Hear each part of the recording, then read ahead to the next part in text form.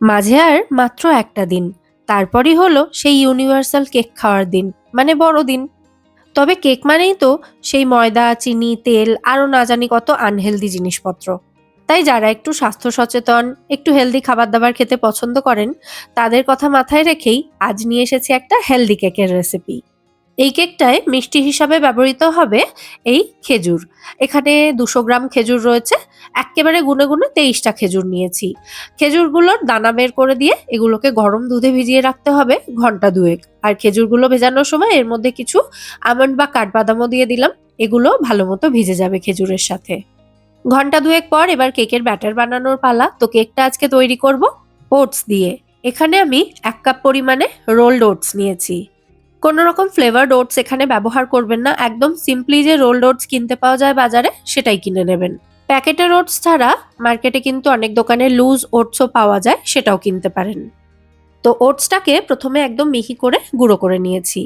এবার যে মিক্সার জারে ওটসটা গুঁড়ো করলাম, সেই মিক্সার জারেই দুধে ভিজিয়ে রাখা খেজুর এবং কাঠবাদামটা একসঙ্গে মিহি করে বেটে নেব।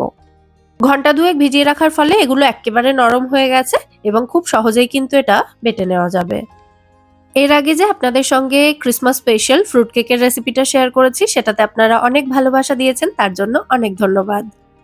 যাই হোক, এদিকে এই খেজুর এবং কাঠবাদামের পেস্টটার মধ্যে দিয়ে দিচ্ছি 1/4 কাপ পরিমাণে গলানো ঘি। সাথে দিয়ে দিচ্ছি 1/4 কাপ পরিমাণে হানি বা মধু। এটা চাইলে আপনারা স্কিপও করতে পারেন। তবে শুধু খেজুরটা সুইটনার হিসেবে ব্যবহার করলে অনেক সময় মিষ্টত্ব একটু কম মনে হতে পারে কেকে, সেই কারণে অল্প একটু মধু এখানে অ্যাড করলাম। তারপর এর মধ্যে হাফ টিস্পুন মতো ভ্যানিলা এসেন্স দিয়ে আবারও সমস্ত উপকরণ একসাথে মিক্সিতে ভালো করে ব্লেন্ড করে রাখলাম। এবার যে ওটসটা গুঁড়ো করে রেখেছিলাম সেটা নিয়ে নিয়েছি আর এর মধ্যে দিয়ে দিচ্ছি হাফ কাপ পরিমাণে আটা। প্রত্যেকদিন রুটি বানানোর জন্য আমরা যে আটা ব্যবহার করি সেই আটা নিয়েছি। শুধু ওটস দিয়ে কেক বানানো হলে অনেক সময় কেক একটু ভেঙে যাওয়ার চান্স থাকে, কারণ বাইন্ডিংটা কম হয় ওতে। তাই অল্প একটু আটা দিয়েছি বাইন্ডিং এজেন্ট হিসেবে। এরপর এর মধ্যে দিয়ে দিচ্ছি ২ টেবিল চামচ পরিমাণে কোকোয়া পাউডার। যেহেতু এটা চকলেট কেক বানাচ্ছি তাই কোকোয়া পাউডার দিয়েছি, এটা আপনারা স্কিপও করতে পারেন। হাফ চামচ পরিমাণে দিয়ে দিচ্ছি এখানে বেকিং পাউডার আর সামান্য একটু দিচ্ছি বেকিং সোডা, ওই ২ চিমটে মতো। এর সাথে দিয়ে দেব ১.৫ টেবিল চামচ পরিমাণে মিল্ক পাউডার বা গুঁড়ো দুধ।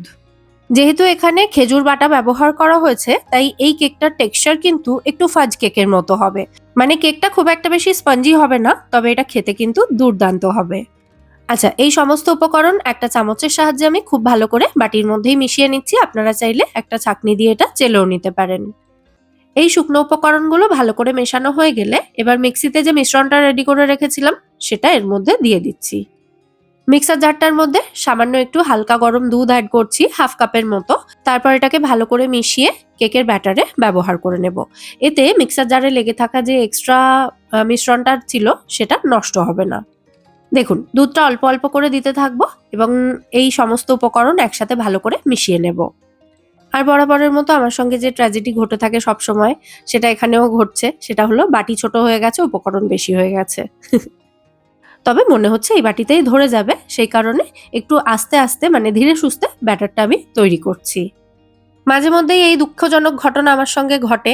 যদিও দুঃখজনক ঘটনা নয়, প্রথম থেকেই একটা বড় বাটি নিলে তো হয় বলুন। তাও কেন আমি নিই না, এই উত্তর আমার কাছেও নেই। যাই হোক, ব্যাটারটা কিন্তু এরকম একটু ঘন করে তৈরি করতে হবে, যেরকমটা দেখতে পাচ্ছেন আপনারা। সমস্ত উপকরণ আমি ভালো করে মিশিয়ে নিয়েছি। এবার এর মধ্যে কিছু ড্রাই ফ্রুটস আর নাটস দিয়ে দিচ্ছি। অল্প আখরোট নিয়ে মিহি করে কুচিয়ে নিয়েছি, কিছুটা টুটি ফ্রুটি রয়েছে, ব্ল্যাক অ্যান্ড গোল্ডেন কিশমিশ রয়েছে, তার সাথে ব্ল্যাক কারেন্ট রয়েছে, একটু আমন্ড বাদাম বা কাঠবাদাম রয়েছে। আর কি রয়েছে? আর একটু অ্যাপ্রিকট রয়েছে। আপনাদের কাছে যেটুকু থাকবে আপনারা সেটুকুই দেবেন বা না দিলেও চলবে। তবে যেহেতু বড়দিনের এই সময়টা আমাদের ফ্রুট কেক খাওয়ার একটা হিড়িক ওঠে, সেই জন্য আমি বেশ খানিকটা ফ্রুট অ্যান্ড নাটস এখানে অ্যাড করলাম। এই ব্যাটারটার মধ্যে আরো একটা উপকরণ দেওয়া বাকি রয়েছে। তবে তার আগে আমি যে পাত্রে কেকটা বেক করব সেই পাত্রটা একটু রেডি করে নিচ্ছি। কারণ ওই উপকরণটা দেওয়ার পর সঙ্গে সঙ্গে কেকটা বেক করতে দিয়ে দেব। আচ্ছা, এখানে আমি একটা 7 ইঞ্চেস কেক টিন নিয়েছি এবং তার মধ্যে সামান্য একটু তেল মাখিয়ে নিচ্ছি একটা ব্রাশের সাহায্যে। তারপর সমান করে কেটে রাখা বাটার পেপার এই কেক টিনটার মধ্যে বিছিয়ে দেব। বাটার পেপার না থাকলে তেল মাখানোর পর একটু ময়দা ছড়িয়ে দেবেন, অথবা যে কোনো সাদা কাগজও বিছিয়ে দিতে পারেন। শুধু পাত্রের তলটাতেই একটু বাটার পেপার বিছিয়ে দিলে হতো, তবে আমি সাইডগুলোতেও দিয়েছি। তারপর ব্রাশে যেটুকু তেল ছিল সেটুকু তেল আবার এই বাটার পেপারের ওপর থেকেও একটু অ্যাপ্লাই করে দিলাম। আচ্ছা, এবার যে কেক ব্যাটারটা রেডি করেছিলাম এর মধ্যে দিয়ে দেব 1 চামচ পরিমাণে ভিনিগার। ভিনিগারের বদলে সিট্রিক অ্যাসিডও অ্যাড করতে পারেন অথবা একটু পাতিলেবুর রসও দেওয়া যেতে পারে। তবে চকলেট কেকে পাতিলেবুর রসটা আমি দিতে নাই বলবো। ভিনিগার অথবা সিট্রিক অ্যাসিড অ্যাড করবেন। সিট্রিক অ্যাসিড হলে জাস্ট 1 পিঞ্চ কিন্তু যথেষ্ট। হালকা হাতে ভিনিগারটা ব্যাটারের সাথে খুব ভালো করে মিশিয়ে দিচ্ছি। এই কেকটা যেহেতু একটু ফাজি টেক্সচারের হবে, তাই এই কেকের ব্যাটারটা যদি আপনারা পাতলা করে তৈরি করেন তাহলে কেকটা বেক করার সময় যখন চেক করবেন যে কেকটা রেডি হয়েছে কি, তখন মনে হবে কিন্তু কেকটা ভেতর থেকে কাঁচা রয়েছে। তাই এরকম একটু ঘন করে ব্যাটারটা তৈরি করতে হবে। যাই হোক, এবার রেডি করা কেক টিনের মধ্যে ব্যাটারটা আমি ঢেলে দিলাম। ব্যাটারের ওপরটা স্প্যাচুলা দিয়ে এভাবে একটু লেভেল করে দিয়ে সাজানোর জন্য ওপর থেকে আরো কিছু ড্রাই ফ্রুটস এভাবে দিয়ে দিচ্ছি বা সাজিয়ে দিচ্ছি। তবে এত ড্রাই ফ্রুটস দেওয়াটা একেবারেই অপশনাল। আবারও বলছি, আপনাদের ইচ্ছে হলে দেবেন, না ইচ্ছে হলে না দেবেন, কোনো অসুবিধা নেই। তবে ড্রাই ফ্রুট আর নাট এখানে আমি যা যা ব্যবহার করেছি সবটাই কিন্তু হেলদি, টুটি ফ্রুটিটা বাদ দিয়ে, যদিও ওটা আপনারা চাইলে স্কিপও করতে পারেন। আচ্ছা, কেক ব্যাটার তো রেডি। এবার এদিকে কেকটা বেক করার জন্য একটা কড়াই ঢাকা দিয়ে খালি অবস্থাতেই এটাকে আমি মিডিয়াম ফ্লেমে গরম করে নিয়েছি 10 মিনিট মতো। তারপর একটা খাবার রাখা স্ট্যান্ড রাখলাম এই কড়াইটার মধ্যে, আর তার উপরে কেকের এই যে ব্যাটারের বাটিটা বা কেক টিনটা সেটাকে সাবধানে বসিয়ে দিয়ে কড়াইটাকে আবারও ঢাকা দিয়ে দিচ্ছি এবং একদম লো টু মিডিয়াম ফ্লেমে রেখে এটাকে বেক করতে দিতে হবে অন্ততপক্ষে 1 ঘন্টা 10 মিনিট মতো। ওই দেখুন, আমি ইশারায় দেখাচ্ছিলাম যে 1 ঘন্টা 10 মিনিট হয়ে গেছে। তো এবার আমি কেকটা চেক করব। উপকরণের পরিমাণ কম বেশি করা হলে কেক বেকিং টাইমটাও কিন্তু কম বেশি হতে পারে। এবার কেকটা চেক করছি আমি একটা স্কিউয়ার এভাবে বিভিন্ন জায়গায় গেঁথে নিয়ে। সাইডগুলোতে দেখুন একদম পরিষ্কার বেরোচ্ছে, তবে মাঝখানের দিকটায় মনে হচ্ছে স্কিউয়ারটার গায়ে একদম হালকা একটু কেক লেগে রয়েছে, একদম সামান্য। আগেই বলেছি কেকের টেক্সচারটা যেহেতু একটু ফাজি হবে, তাই এটা কিন্তু খুব স্বাভাবিক একটা ব্যাপার। কেকটা যদি কাঁচা থাকতো তাহলে কিন্তু কেকের প্রথমে ব্যাটারটা যেরকম তৈরি করেছিলাম সেই রকম ব্যাটার স্কিউয়ারের গায়ে লেগে থাকতো। তবে এখানে স্কিউয়ারের গায়ে যেটুকু লেগেছিল সেটা কিন্তু কেকের অংশ, সেই কারণে আমি বুঝলাম যে কেকটা রেডি হয়ে গেছে আর কেকটা আমি বের করে নিয়েছি গ্যাস থেকে। তারপর কেকটা হাতে সহ্য করার মতো গরম থাকতে থাকতেই আমি এই কেক টিনটা থেকে বের করে নিয়েছি। যেহেতু বাটার পেপার লাগানো ছিল তাই খুব সহজেই কেক টিন থেকে কেকটা বেরিয়ে এসেছে। এবার বাটার পেপারগুলো ওপর থেকে ছাড়িয়ে দিচ্ছি। যেহেতু এখানে খেজুরের পেস্টটা ব্যবহার করা হয়েছে, তো খেজুরের পেস্টটা তো কোনোভাবেই ফ্লাফি বা স্পঞ্জি হওয়া সম্ভব না, তাই এই কেকের টেক্সচারটা একটু ফাজি টাইপের হয়। তবে যারা ব্রাউনি বা ফাজ কেক এগুলো খেতে ভালোবাসেন তাদের কিন্তু এই কেকটা ভীষণ পছন্দ হবে। তার সাথে কেকটা ভীষণই হেলদি, তো যারা স্ট্রিক্ট ডায়েটে থাকেন তারাও অল্প করে হলেও এই কেকটা কিন্তু খেতে পারেন।